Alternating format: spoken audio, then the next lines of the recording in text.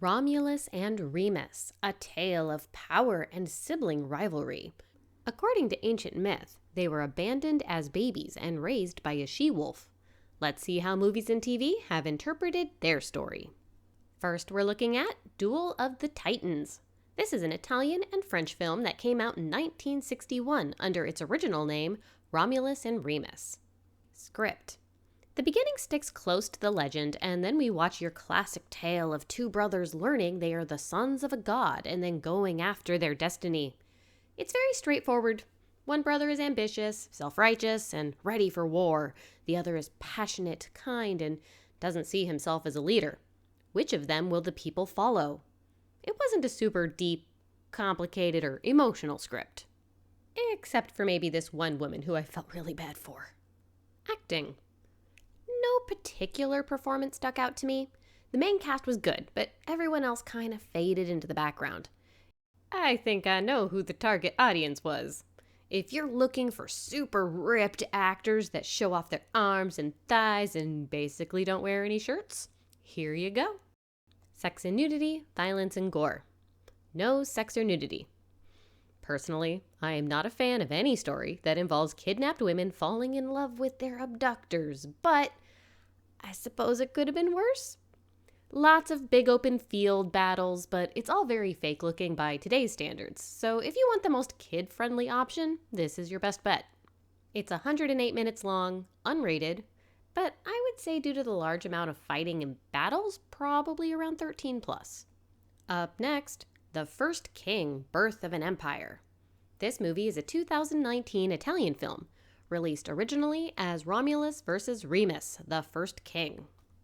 Script. Here we have a different take on the same story. These two brothers are more concerned about survival.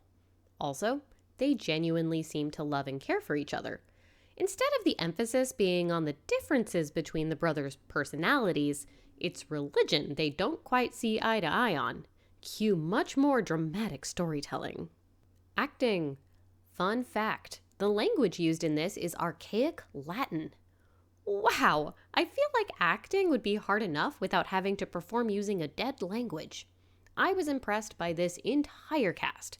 Even the large supporting cast did a great job of showing us their individual personalities and struggle. I became genuinely invested in most of the characters. Sex and nudity, violence and gore. No sex and nudity. However, there was a lot of intense violence. Mostly guerrilla warfare style. Not the goriest thing I've ever seen, but if you're squeamish like me, have the shields prepared. 127 minutes long, rated 18 plus for violence and foul language.